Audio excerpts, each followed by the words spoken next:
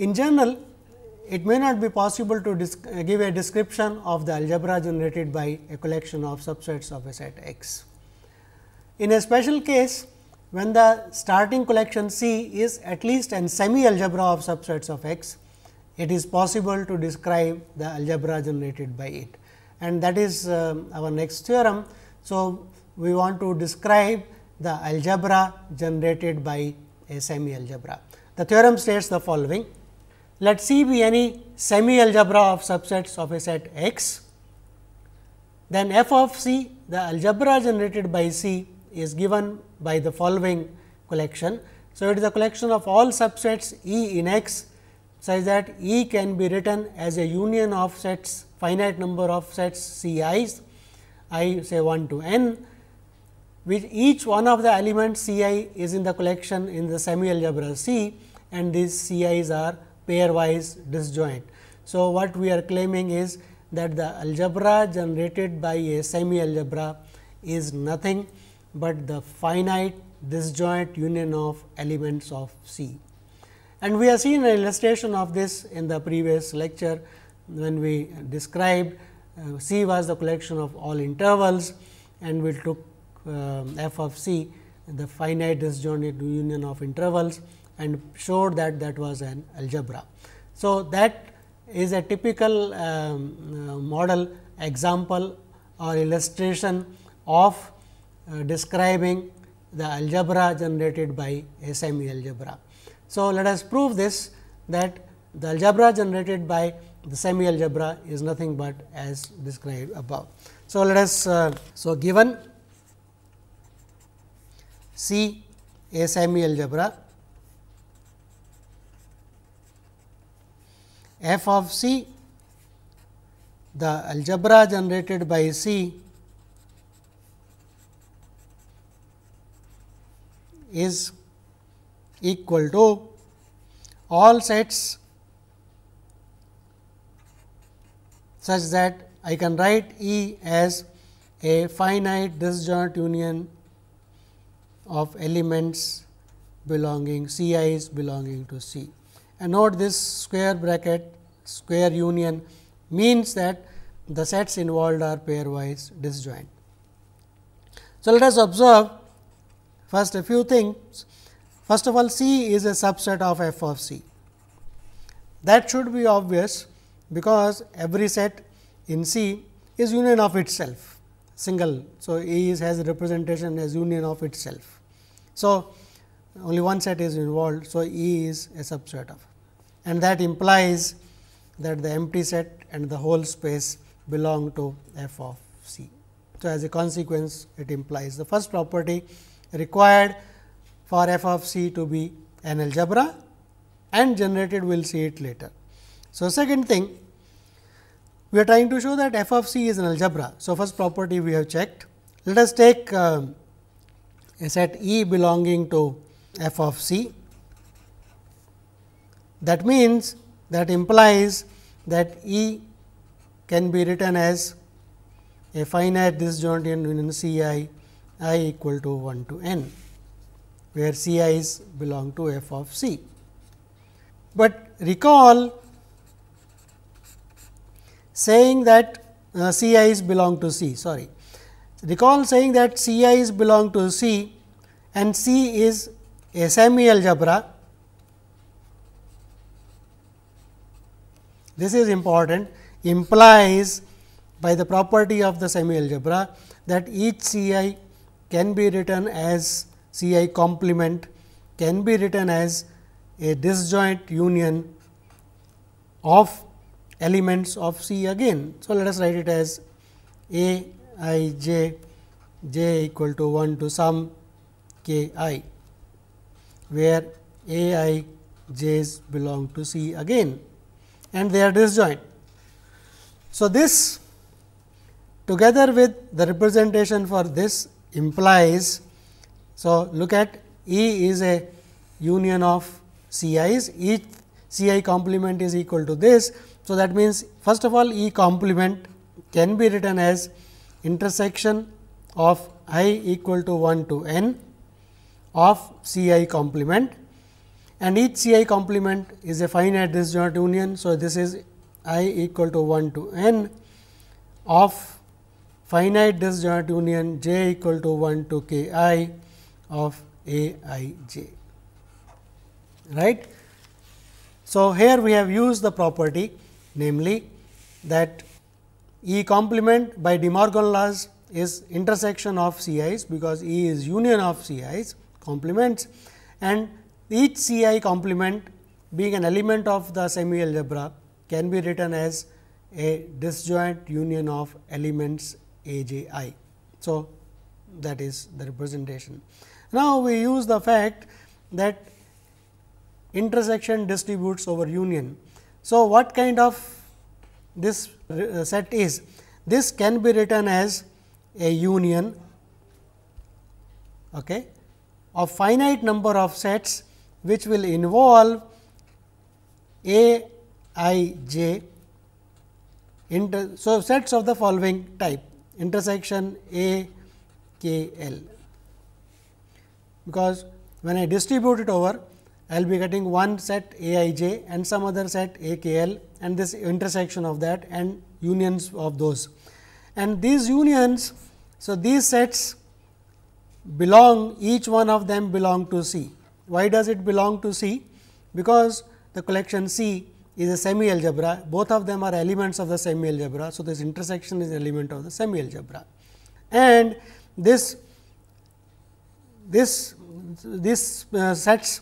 are pairwise disjoint, because if I, k, j and L, if any one of the pairs is different, then those sets will be disjoint. So, I can say this is a disjoint union of sets of the following type, where I belong between 1 and k I, k between 1 and some k some index, and j and L between 1 and L.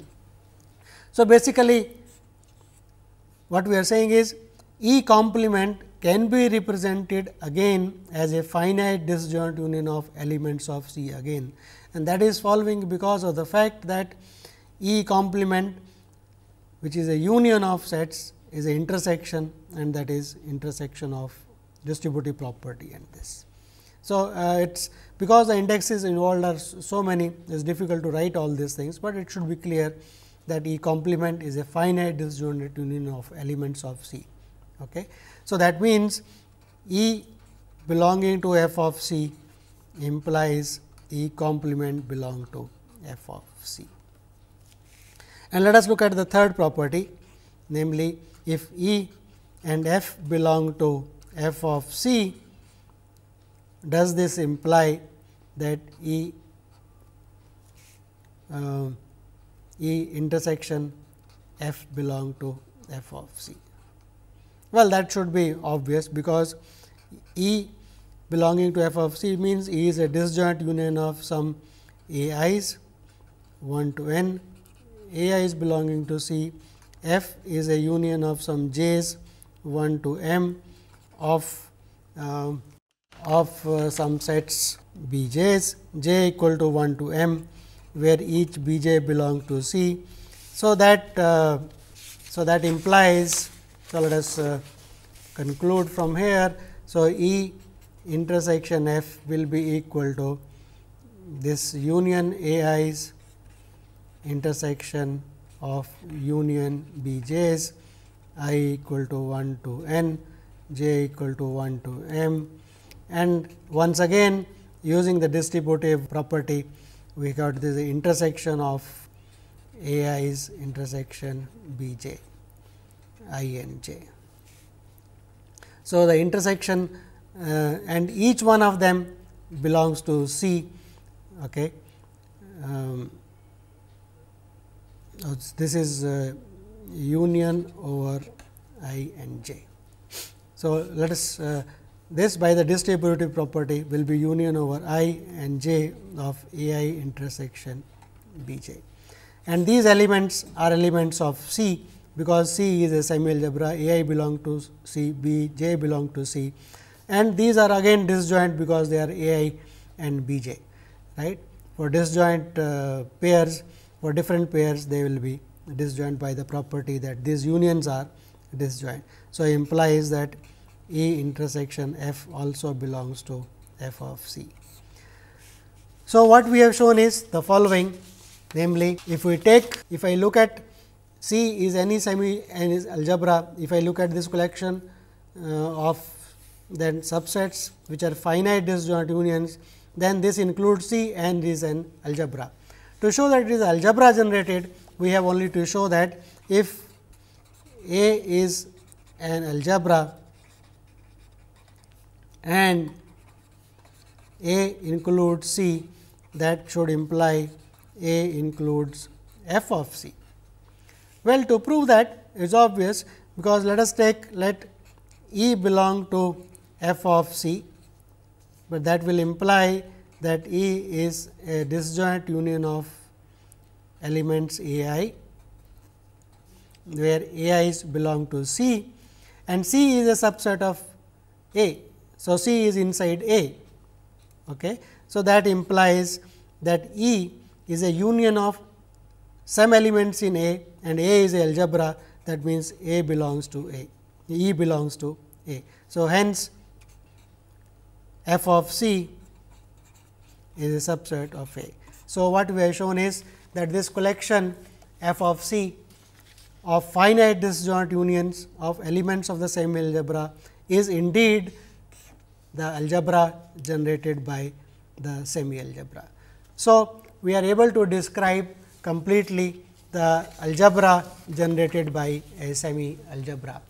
And note one thing, we have described the algebra generated by a semi algebra explicitly, and as remarked earlier that the algebra generated by a semi algebra is described, but in general the algebra generated by any collection of subsets, we cannot describe it explicitly. One may not be able to say what are the elements of that algebra generated by collection of subsets. So, that is not possible always. It is only in the case when it is a semi algebra C we start with, we are able to describe the algebra generated by it.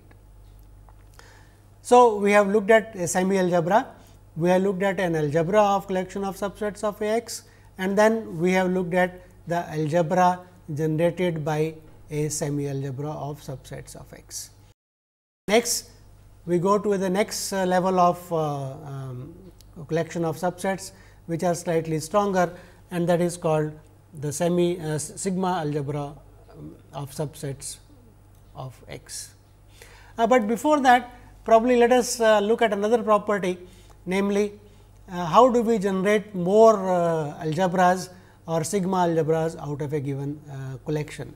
So, let us take C any collection of subsets of a set X and let E be a fixed set in X. Let us write C intersection E to be the collection of sets of the type C intersection E, C belonging to C. Note that C intersection E, C is a collection of sets and E is a set. So, C intersection E is just a notation for all sets of the type C intersection E, and note these are all subsets of the given set X. So, the claim is that given any collection C and given any set E, let us look at C intersection E and generate the algebra by this collection of subsets of. So, F of C intersection E is same as the algebra generated by C intersected with E. So, this is a very useful thing of restricting, in some sense restricting the sigma algebras or restricting the algebras.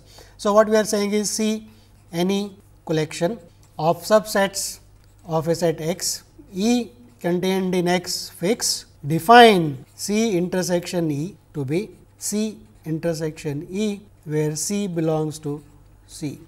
So, what are these sets? So, note that it is C intersection E. So, this is a subset of. So, this is a collection of subsets of the set E. And now, I can look at F of C intersection E. So, what will be F of C intersection E? It is the algebra of subsets of E generated by C intersection E, generated by the collection C intersection E, and the claim is that f of C intersection E is same as, you first generate the algebra by C. So, this will be the algebra generated by the collection of subsets in C, okay. These subsets of X. So, this is algebra of subsets of X, take its restrictions to E, and that is same as this. So, this is the theorem, or this is the result that we say is true. So, let us prove this. Okay. So, to prove this, let us first observe, note. So, first of all we observe that C is contained in f of C, right. Given any collection C of subsets of a set X, f of C is algebra generated by C. So, by the very definition, C is a subset of f of C. So, that implies that C intersection E is a subset of f of C intersection E. Is that clear? So, if I take a set in C intersection E, okay, that is going to look like, okay, that is going to look like here C intersection E, and C belongs to E. So, that is also an element in f of C. So, is f of C intersection E. So, this is okay. So, let me write, because if A belongs to C intersection E implies A intersection E belongs to C, okay, which is in f of C. Okay. So, and A belongs to, and A is an element in C. Okay. So, the C intersection E. So, A belongs, that means A belongs to C. So, this is in C. So, that is in f of C. So, implies this is an element of f of C intersected with a E, and that is precisely the meaning of this. So, we have got C intersection E. Because of this, this is true. And now, let us observe that f of C intersection E is an algebra of subsets of E. This is an algebra of subsets of E. Why? Obviously, empty set belongs to this, because empty set can be written as empty set intersection E. So, that belongs to f of C intersection E. And second, now note, these are subsets of E. So, what is the whole space? That is E. So, E is equal to E intersection E. Okay. So, that is X. So, that is X intersection E, okay, and that belongs to f of C intersection E. Okay. So, I can write E as X intersection E, X is an element of f of C and E is here. So, that belong to f of C. So, the empty set and the whole space, that is E, they belong to this collection. What is the second observation? So, let us look at the second observation from here. Let us take two sets. So, let us take two sets A and B belonging to f of C intersection E. That means, this A is equal to, okay. So, if A belongs to, that means C intersection E, that means A can be written as some set, let us write G intersection E, where G belongs to we are looking at f of C, and B is also in this. So, B is written as some H intersection E, where H belongs to f of C. So, that implies A intersection B is written as G intersection H intersection E. Okay. And now, G and H both belong to f of C. So, this belongs to f of C, and that is in A. So, implies A intersection B belongs to f of C intersection of E. So, and finally, let us look at third. If A belongs to f of C intersection E, that means A can be written as some G intersection E, where G belongs to f of C. So, now let us look at A complement, but keep in mind the A complement is in E. Okay. So, this is nothing but G complement intersection E. See, this complement is in E. We are taking the complement inside the set E, okay, because we are looking at the collection of subsets of E. So, this belongs to f of C intersection E. So, what we have shown is that C intersection E is subset of this, and this collection is an algebra. So, that implies the property. So, this implies, so let us observe. So, this implies that the algebra generated by C intersection E is a subset of f of C intersection E, right, because this collection is inside this and this is an algebra. So, the algebra generated being the smallest must come inside. So, we get this property. Now, we have to prove the other way inequality. So, claim that f of C intersection E, okay, is a subset of f of C intersection E. So, this is what we have to prove. So, to prove this, let us define a collection A to be all sets A contained in X such that A intersection E belongs to f of C intersection E. Okay. Let us look at this collection A. Note C is contained in A, right. That is obvious, because if I take an element in C, then that set A intersection E belongs to C intersection E, which is inside this, right, because A belonging to C implies A intersection E belongs to C intersection E, okay, and which is inside f of C intersection E. So, C is inside A. Okay. So, if A is an algebra, what will this imply? C is inside A is an algebra, that will imply f of C is inside A. But what is the meaning of f of C is inside A?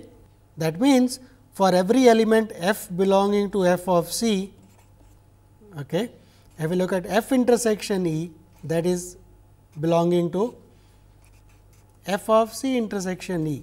So, that means that f of C intersection E is f of C intersection E is a subset of f of C intersection E, right. So, to complete the proof, we only have to show that A is an algebra of subsets of, okay, A is an algebra of subsets of X. So, now let us look at this and show this is an algebra of subsets of the set X. So, let us start observing. So, we want to show this is an algebra of subsets of a set X. So, to show that, let us observe 1, empty set belongs to A, because empty set intersection E is empty set which belongs to f of C intersection E. The whole space X belongs to A, because the whole space intersection with E, which is E, that belongs to f of C intersection E. Keep in mind, this is the algebra of subsets of E generated by this collection. Secondly, let us take a set E belonging to A, that implies, okay, that let us take a set G belonging to A, that means G intersection E belong to f of C intersection E, and this is an algebra of subsets of E. So, this will imply that the G complement intersection E also belongs to f of C intersection E, because it is an algebra of subsets of E. So, its complement should also be inside that, and that implies that G complement belongs to A. So, G belonging to A implies G complement belongs to A. And finally, let us conclude that if G and H belong to A, that imply that G intersection E and H intersection E belong to f of C intersection E, and that implies G intersection H intersection E belongs to f of C intersection E, once again by the fact that this is an algebra f of C intersection E. Once again the fact this is an algebra. So, the collection A of subsets of X is an algebra, includes C. So, that must include f of C, and that proves the theorem that the algebra generated by a collection C, that is f of C, when restricted to A, the set E is same as first restrict the collection by which you are generating and then restrict and generate. So, what we are saying is, given a collection C of subsets of X, if we restrict the class C to the subsets of E and then generate the algebra of subsets of E, that is same as first generating the algebra and then restricting it that class of sets to that of E. This is going to be very useful later on when we want to restrict collection of sets to subsets of it. Okay. So, let us just conclude what we have done today. We started with the recalling what is an algebra, what is a semi algebra, what is a algebra, and then we started by observing that in general, if a collection C of subsets of a set X is not an algebra, we can always generate an algebra out of it. That means, we can show the existence of a smallest algebra of subsets of the set X, which includes this collection C, and basically that is the proof is by showing that if I take the intersection of all the algebras which include C, then that is the smallest one. And that also had the important property, namely observation, namely intersections of algebras is again an algebra. So, that was a crucial property, a crucial observation that helped us to prove that the intersection of all the algebras that include C are also is also a algebra, and that includes because of the intersection. So, it has to be smallest, and hence that is the algebra generated by it. And then we gave examples of how to find algebra generated by a collection. For example, if you take singleton sets of any collection of for any set X, then the algebra generated is the collection of all sets which are either finite or their complements are finite. And in general, if C is a semi algebra, then the algebra generated by it is nothing but the collection of all finite disjoint unions of elements of that semi algebra. So, thank you. So, we will continue next time.